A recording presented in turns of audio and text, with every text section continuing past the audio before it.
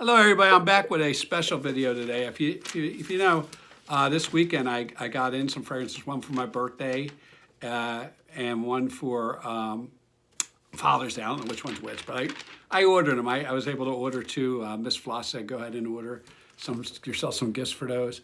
And the first one was for the scent of it. I did that. This one is specifically for something called ROAN. ROAN fragrances. It's Root of a Nomad. And where I found this Root of a Nomad was on TikTok about a week ago. A woman named Emily Fragrance on TikTok. She had done a video, and I was very intrigued because she mentioned, you know, how nice it smelled on her, and she also talked about some of the notes, and she also said that all three fragrances in the line revolve around a different tea. And so I was like, oh, that sounds really nice. You know, I have some tea fragrances, and I was like, hey, maybe I should try them. And they're all listed as unisex. And when I went and looked at the notes and the perfumers, you know, I saw that they all have some floral. You know, they do have florals, and they're listed as unisex. So I wanted a discovery set. And I'm not a person, you know, I'm not a person that says people have to wear fragrances by gender. I believe they're marketed by gender, but I don't believe you personally have to wear a fragrance based on your gender. I think if something is something to you, then you probably shouldn't wear it. You know, and for me, if I thought something was too floral for me, too sweet for me, whatever, I probably wouldn't wear it. That doesn't mean other guys couldn't wear it. So that's you know, that's my opinion, and vice versa. You know, if something's too I don't know, too whatever fragrance is for a man, note is for a man. If something's too stringent in that regard, that doesn't mean a woman can't wear it, you know? So that's that. I'm not gonna remake this video because it's my fourth time. So I'm not gonna do that. So I actually have paper here because it's the fourth time making this. So what I do is I'm doing sampling, sample box impressions. And I said this was a mistake when I did Emily's because it's really hard to do 3 fragrances and try to remember all that you do. But it's just an impression. So what I did is I put the first one here, and that's called Currant Culture. I got it right. Mountain Memories is here, and Porcelain Purse is here. And so what I did is I sprayed here, and sprayed here. And why that's a mistake is because they're similar in somewhat, and they have florals, they could all intermingle, and you could go nose blind to one or the other, or you know, detect our notes. They're not that far apart from here to here. So, and they all do have a pretty strong floral note, but not too strong that I won't wear them. And in fact, not too strong for Miss Floss that I should wear them. I'll give you that in a minute. So the first one's by Claude. If you don't know, he's a master perfumer. He's for me, I know him from the Banana Republic Icon line, and he's the one that does this Currant Culture. And this one's called I'm gonna pull this up. This one's an ocean with matcha. That's matcha as a tea, and it's an ocean. And this one I'm starting to, because the other two are so strong on the floor, this one, I had to really get it. And I think that's because it's like an aquatic and an ocean. So this one has sort of died down a little bit from those florals, and that's the one by Claude. I gave it an 8. Miss Fritz gave it an 8.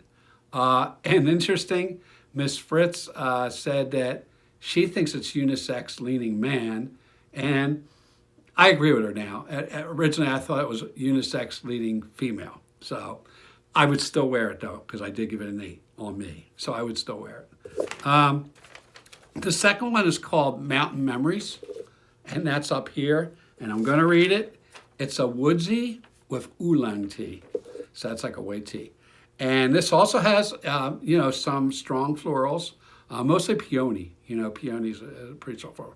And it has I think they both have peony in it. And this one, you know, says Woody with the Oolong. I'm smelling it again. I really like this one. And we did give both. We also both gave this an 8.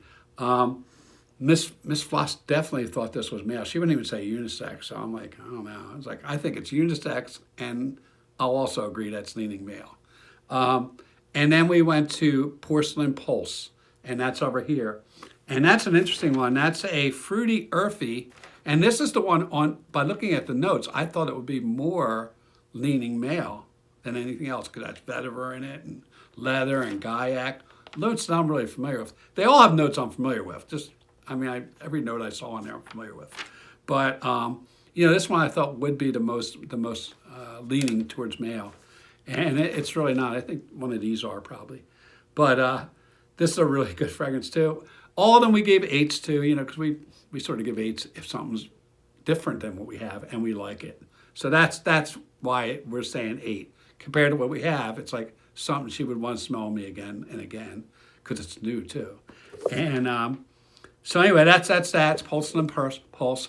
And this is just a sample box impression. It's not going to be a long video. I will wear all these and make a scent a day in them and tell more about it. But I wanted to talk more about that gender thing and a love of fragrances. I answered a question on that from a young kid, and he was was in a Facebook group, and he's like, "Oh, I really like this, but do you think I should wear it?" And I told him, I said, "I'm a grandpa, and I wear whatever the heck I want to wear.